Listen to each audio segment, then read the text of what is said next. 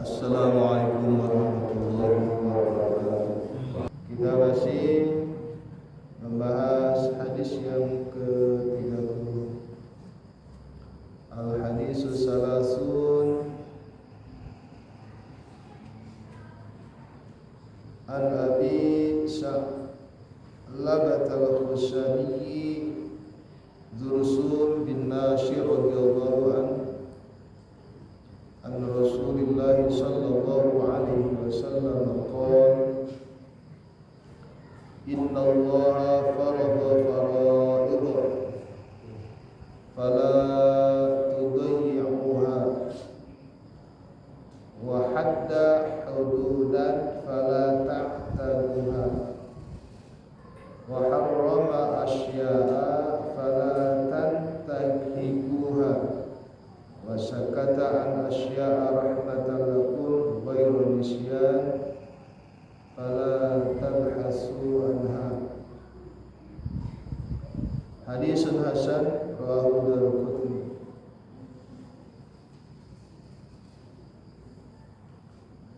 Hadis yang ke-30 dari Abu Sa'labah al-Khushani Dzursul bin Nashir. Dari Rasulullah sallallahu alaihi wasallam bersabda, Inna Allaha farada fara'idha. Sesungguhnya Allah telah menetapkan kewajiban-kewajiban. Fala tudayyi'uha, maka janganlah kalian menyia-nyiakannya. Kita umat Islam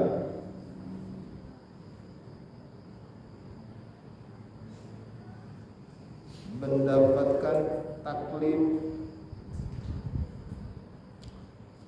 kitanya mukallaf. Sebagai seorang mukallaf, kita terkena hukum-hukum yang ditetapkan oleh Allah Subhanahu wa taala. Hukum yang tertinggi yaitu fardu. Ada fardu, ada sunnah. Yang fardu yang telah ditetapkan oleh Allah Subhanahu wa taala di antaranya salat 5 waktu,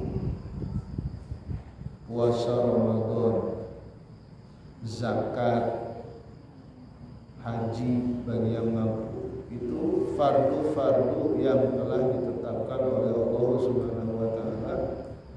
Maka kita dilarang untuk menyia-nyiakannya, melalaikannya, mengabaikannya. Karena orang Islam itu bainal hasanatain, hidupnya itu selalu ada dalam dua kebaikan. Artinya sepanjang hidup kita itu bisa menjadi ibadah. Sepanjang hidup kita itu antara dua kebaikan, yaitu kebaikan yang telah kita laksanakan dan kebaikan yang akan kita laksanakan. Kayak kita tadi udah sholat isya, itu kan kebaikan. Kita telah mengerjakan fardu. Setelah isya kita nunggu subuh. Jadi selalu begitu tuh. Habis subuh kita laksanakan kefarduan sholat subuh. Habis sholat subuh kita nunggu zuhur. Kita laksanakan sholat zuhur, maka kita berada setelah melakukan kebaikan, melaksanakan fardu zuhur, kita nunggu asar, dan seterusnya begitu. Hidup kita ini menunggu. Melaksanakan puasa Ramadan sebulan, selesai itu nunggu Ramadan berikut. Jadi kita itu selalu berada di antara, diapit oleh dua kebaikan. Tidur kita aja bisa jadi zikir. Tidurnya orang Islam zikir. Bagaimana supaya tidur kita zikir? Yang mau tidurnya laksanakan apa yang dicontohkan oleh Nabi Muhammad SAW. Sebelum tidur kita baca Fatihah, baca Al-Ikhlas dulu, surat Falaq, bin Nas. Itu kita habis itu tidur.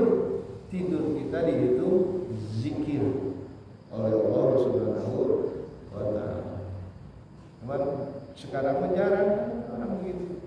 Mau tidur baca, apalagi dulu diajarin orang tua kita baca surat Al-Mulk, Tabarok, baca Tabarok, baca Fatihah, baca Qul 3 kali, Al-Falaq sekali, An-Nas sekali, diusap muka dari muka sampai ujung kaki, diusapin ke badan kita.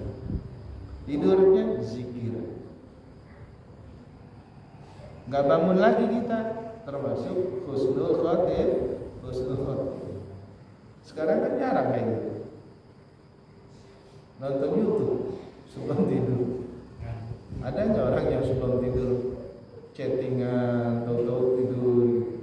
Nah itu tidurnya kalau habis melihat yang haram, naudzubillah min.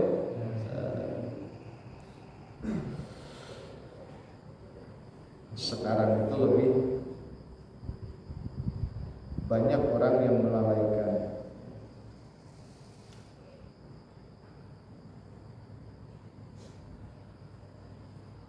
Wa hadda hududan dan Allah telah menetapkan batasan-batasan. Jadi ada batasan-batasan yang telah ditetapkan oleh agama, yang mana yang boleh, yang mana yang enggak, itu batasan-batasan aja. Dalam jual beli ada batasan-batasannya. Ada jual beli yang dilarang, jual beli yang gimana itu kita mesti tahu. Membohong misalnya itu batasan-batasan yang enggak boleh. Jual beli bohong enggak boleh. Jadi yang telah dibatasi oleh agama jangan kita melampauinya. Enggak boleh kita melampaui apa-apa yang sudah ditetapkan, yang dibatasi oleh syariat.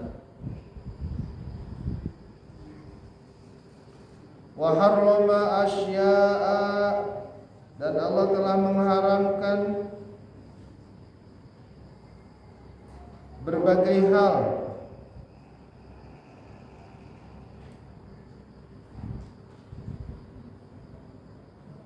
Fala tantahikuha, maka janganlah kalian melanggarnya. Jadi yang hal-hal yang diharamkan oleh agama kita gak boleh melanggar.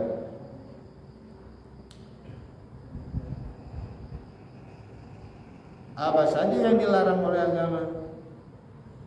Ya diantaranya perbuatan-perbuatan yang merusak, minum khamar, judi, ngambil hak orang lain, zalim terhadap orang lain, menganiaya orang lain. Itu termasuk perbuatan-perbuatan haram yang dilarang oleh Allah Subhanahu wa taala. Mencuri, dusta, itu perbuatan zahirnya. Perbuatan batinnya yang dilarang, yang diharamkan oleh Allah Subhanahu wa taala, di antaranya syirik, sombong, dengki. Itu hal-hal yang dilarang oleh Allah, yang diharamkan oleh Allah. Fala tantahikuha, maka jangan kalian melanggar. Konsep ini yang harus kita pegang teguh. Yang diwajibkan kita laksanakan, yang dibatasi kita patuhi, yang haram kita tinggalkan. Itu yang harus kita tanamkan pada diri kita sepanjang hidup kita. Kalau ini kita pegang teguh, maka insya Allah kita akan mendapatkan keselamatan baik di dunia maupun di akhirat. Fardu-fardunya kerjakan, sholat 5 waktu jangan diabaikan, itu yang paling pokok. Kewajiban utama kita. Karena yang pertama nanti dihisab, ibadah-ibadah yang dihisab atas seorang hamba di yaumil qiyamah adalah sholat. Jadi jangan sekali-kali kita abai terhadap kewajiban terutama sholat 5 waktu. Dan yang diharamkan kita tinggalkan. Karena pada dasarnya segala yang dilarang oleh Allah itu akan membawa kerusakan pada diri kita. Semua yang diharamkan oleh syariat agama, kalau kita langgar pasti akan mendatangkan kerugian buat kita. Rugi. Mabuk kan merugikan diri sendiri dan orang lain. Judi. Kadang-kadang aneh saya kalau orang judi. Kalau menang dia ketawa-ketawa, padahal yang kalah temennya. Itu perasaan di benak orang judi. Suka aneh sih. Yang lebih parah lagi, anak sama bapaknya main judi. Bapaknya kalah, dia ketawa, dia yang menang. Padahal yang merugi bapaknya. Itu mental-mental kayak gitu kan sangat tercela. Apalagi kalau yang udah lebih jauh mencuri, merampas hak orang lain dengan cara yang zalim. Kalau masih ada rasa kemanusiaan, nggak akan ada orang yang mencuri. Jadi yang haram, yang dilarang oleh agama pasti membawa keburukan. Apa saja yang dilarang oleh agama itu, karena Allah sayang kepada kita.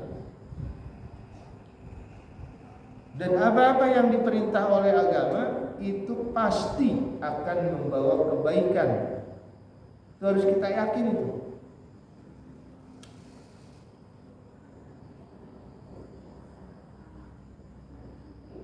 Kalau keyakinan itu kita pegang teguh, maka hidup juga jadi tenang. Kehidupan ini akan tenang. Orang enggak tenang itu orang yang galau itu karena melakukan perbuatan-perbuatan yang tidak sesuai dengan kemanusiaan. Biasanya itu. Makanya orang yang sudah biasa melakukan menjaga keparduan sholat misalnya, kalau dia tinggalin nggak tenang, ada perasaan cemas, itu masih ada iman berarti kalau gitu. Yang kita khawatir, kita nggak punya perasaan cemas ketika kita meninggalkan kewajiban-kewajiban, itu udah bahaya tuh kalau gitu. Sekarang tanya aja kita kalau nggak sholat subuh biasa-biasa baik, nah itu perlu dipertanyakan imannya kalau gitu. Kalau masih ada, nggak enak banget nih perasaan, itu masih ada iman. Tapi kalau udah meninggalkan biasa saja, udah nggak ada dipikirin sama sekali, itu yang bahaya. Makanya harus kita jaga konsep bahwa segala keparduan yang ditetapkan oleh Allah Subhanahu wa taala, maka harus kita berusaha untuk melaksanakannya. Jangan kita abaikan, apalagi kita anggap perintah Allah yang wajib menjadi tidak wajib. Bahaya besar. Kalau ada orang Islam udah nggak nganggap sholat 5 waktu wajib, udah alamat itu. Alamat. Nauzubillah min dzalik. Kayak kita doakan yang belum, mudah-mudahan diberikan taufik hidayah oleh Allah Subhanahu wa taala. Kita kan pengennya masuk surga ya bareng-bareng, masih sendiri-sendiri. Bareng kita orang mampu masuk surga semuanya. Amin ya rabbal alamin.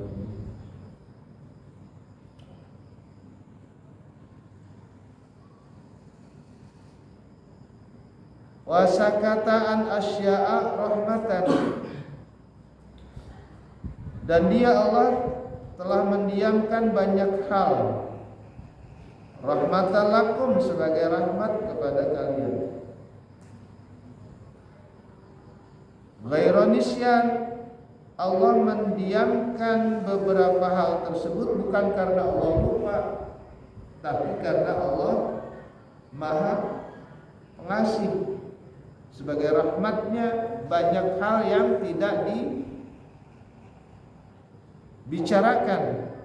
Makanya kita kalau sesuatu hal yang tidak dibahas, nggak usah kita sibuk-sibuk membahas. Hal-hal yang gaib misalnya, kita cukup yakin, nggak usah kita bahas setan itu gimana. Nggak penting kayak gitu, nggak penting. Hal-hal yang nggak penting jangan dibahas.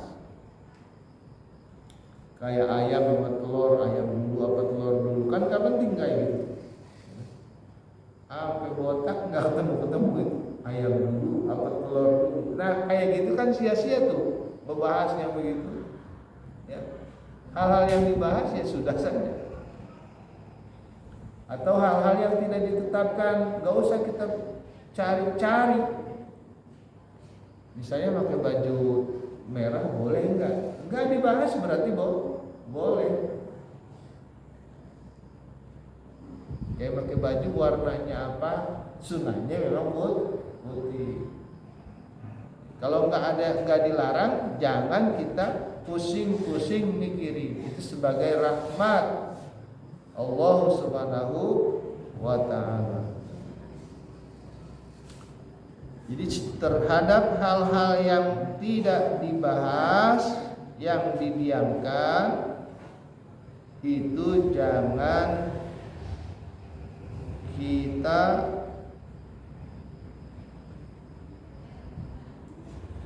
mencari-cari, mulik-mulik, jangan diulik-ulik. Dan terhadap hal yang sudah ditetapkan juga jangan kita ulik-ulik. Subuh 2 rakaat, kenapa bukan 4 gitu? Gak usah kayak gitu. Sesuatu yang sudah ditetapkan, sudah jelas hukumnya, jangan kita banyak tanya. Kenapa sholat subuh 2 rakaat, maghrib 3? Gak usah. Kenapa? Karena kalau ditetapkan subuh 4 juga akan tanya begitu. Kenapa subuh 4? Misalkan gitu. Sama aja, yang hal-hal yang kayak gitu jangan kita banyak protes. Apa yang ditetapkan, kerjakan. Apa yang gak dibahas, jangan dipermasalahkan.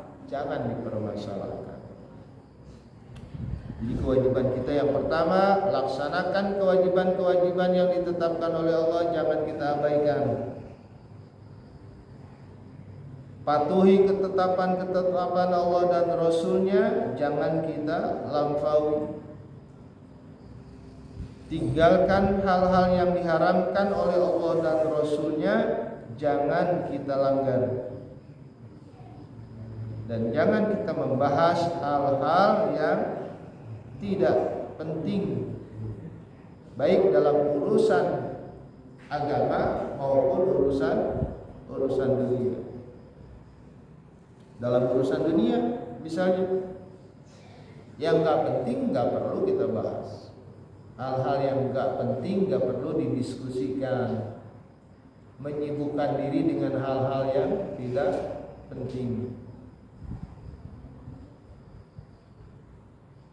Biasanya orang yang tidak mengerjakan keparduan itu sibuk dengan hal-hal yang tidak penting. ngobrol sampai larut malam, sholat isya kagak. Itu kan begitu.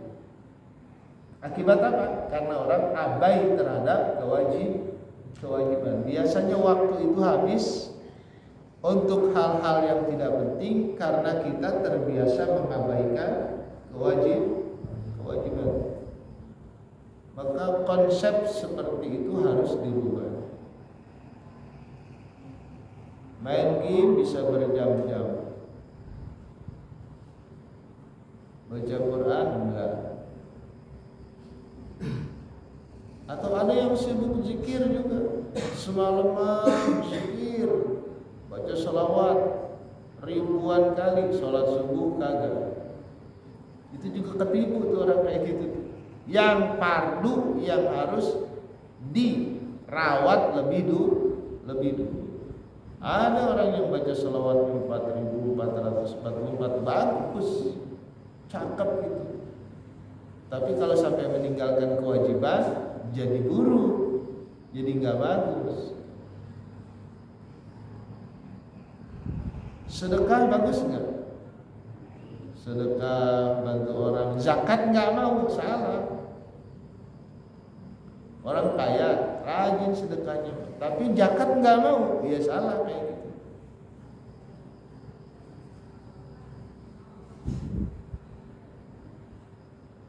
Sedekahnya bagus, sedekah sunnahnya, tapi yang wajib jangan ditinggal. Rajin puasa sunnah, Senin Kamis, rajin puasa Senin Kamis nggak kelewat. Ramadan nggak mau, salah kayak gitu.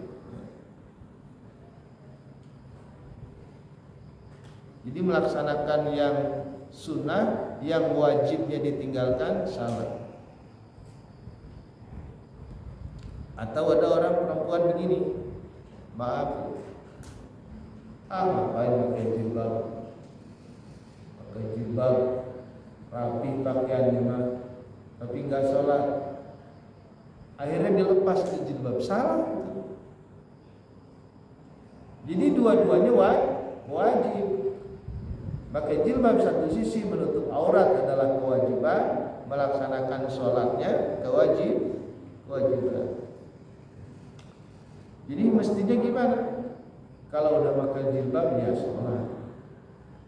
Jangan gara-gara nggak sholat jilbabnya dibuka, dua malah dosanya. Atau ada juga orang punya pikiran begini, kayaknya ngapain sholat? Rajin kamu sholat, tapi sama tetangga nggak mengatur, mendingan berhenti itu sholat. Jangan begitu prinsipnya, kebalik itu sholat. Harusnya dibalik. Kalau rajin sholat udah rajin kamu sholat ya sedikit demi sedikit kurangin perbuatan yang tidak baik. Sering saya katakan kalau ada orang sakit, makannya kurus. Orang nih cacingan misalnya, itu punya anak cacingan, dikasih makan apa baiknya tetap kurus. Mendingan jangan dikasih makan. Bener nggak tuh pikiran gitu? Bocah dikasih makan kayak kurus-kurus juga, udahlah mendingan jangan dikasih makan. Itu kayak orang begitu tuh, ngapain sholat baik, akhlaknya masih belum benar. Sama orang ngapain dikasih makan tapi kurus-kurus juga, sama kayak begitu. Jadi yang benar gimana? Makan terus diberikan, dikasih obat supaya sembuh penyakitnya, syariatin ya gitu. Kalau sholat akhlak masih belum benar, bukan sholatnya yang berhenti, tapi akhlak yang enggak benarnya yang harus diberhentikan. Jangan dibalik. Kadang-kadang kita itu suka memvonis orang, ngapain sholatnya, akhlaknya belum benar. Justru dengan sholat mudah-mudahan akhlaknya jadi benar. Kita yang udah sholat jangan juga vonis orang yang nggak sholat.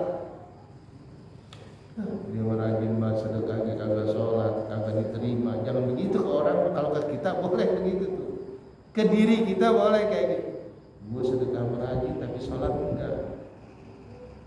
Ini gak diterima. Begitu kalau ke kita. Kalau ke orang jangan. Tetangga sedekahnya udah rajin, mudah-mudahan diberikan hidayah biar rajin sholat.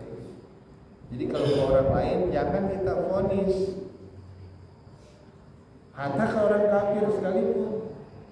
Kita punya tetangga kafir, neraka orang. Kalau dia taubat masuk Islam, jadi belum tentu orang kafir masuk neraka kecuali dia mati dalam kekafiran. Jadi jangan vonis, kita nggak punya hak kita untuk memvonis orang neraka atau surga. Orang bandel banget, jangan kita vonis calon neraka. Walaupun ciri-cirinya ada. Orang gak pernah sholat, judi rajin, mabuk rajin. Kalau dia taubatnya diterima, tetap dengan rahmatnya Allah bisa masuk surga. Jadi kalau ke orang lain nasihatin, doain, jangan kita vonis. Karena kita membenci terhadap kemunkaran, bukan benci ke orangnya. Jadi kalau ada judi kita usir, itu sebetulnya kita bukan benci ke orang, tapi bencinya ke perjudian. Ada anak muda kumpul mabok-mabok, kita usir, kita cegah, kita bukan benci sama orang yang mabuknya, tapi benci kepada perbuatannya yang mabuk. Jadi terhadap kemunkaran kita nggak boleh senang sama kemunkaran, nggak boleh. Orang Islam nggak boleh senang sama kemunkaran, harus benci gitu. Terhadap kemunkaran wajib kita benci. Jangan senang. Nggak boleh kita senang sama orang yang murah-murah mabuk gitu. Nggak boleh kita senang sama orang yang suka judi. Nggak boleh kita senang terhadap perbuatan yang dilarang oleh agama. Tapi kita tidak boleh memvonis pelaku. Karena kita nggak tahu akhir kehidupan orang tersebut, dan akhir kehidupan kita nggak tahu. Ya mudah-mudahan kita selalu diberikan istiqomah sampai akhir hayat. Istiqomah dalam melaksanakan perintah Allah, istiqomah dalam meninggalkan larangan-larangan Allah Subhanahu wa taala, sehingga jika kita menghadap